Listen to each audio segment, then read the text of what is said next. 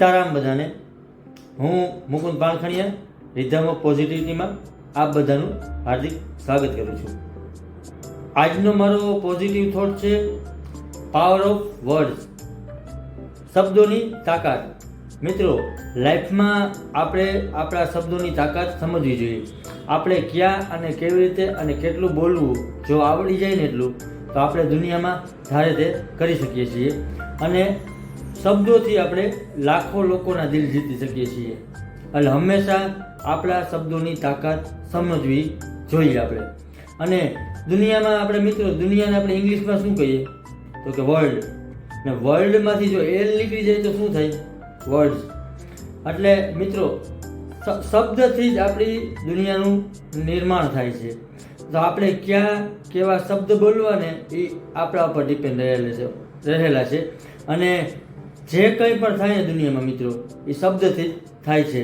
આપણે આપણા શબ્દ હંમેશા એને સારા બોલવા જોઈએ.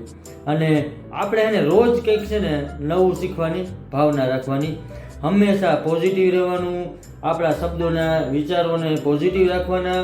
અને આપણે એને પોતાના પર વિશ્વાસ કરવો જોઈએ હંમેશા, જ્યારે દુનિયા છે ને આપણા પર વિશ્વાસ ના કરે. અને પોતાની સેલ્ફ માટે ટાઈમ આપો મિત્રો. Believe in your self. હંમેશા તમારી જાતને સમય આપો. તમે યુનિક છો, તમે ટેલેન્ટેડ છો, તમે ધારો ને એ કરી શકો છો. કેમ કે આપણને છે ને ભગવાને બનાવ્યા છે. તો ભગવાન ક્યારેય કોઈ નબળી વસ્તુ બનાવતા નથી, એ બધાને ખબર છે. તો પછી હંમેશા પોઝિટિવ વિચારો, સારા શબ્દો વાપરો, હંમેશા પવિત્ર શબ્દો વાપરો, હંમેશા આશાવાદી બનો.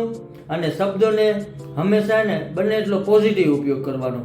અને મિત્રો એને શબ્દોની શું તાકાત છે ને, એનું એક એક્ઝામ્પલ આપું છું.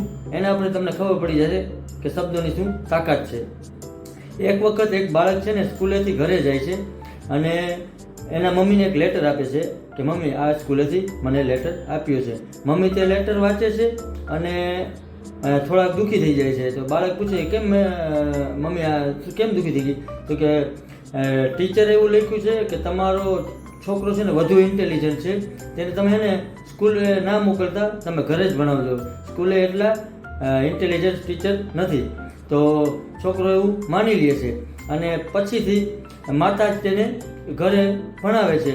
અને છોકરો થોડા ટાઈમમાં મોટો થઈ જાય છે અને મોટો ઇન્ટેલિજન્ટ અને એક સારો બિઝનેસમેન બને છે.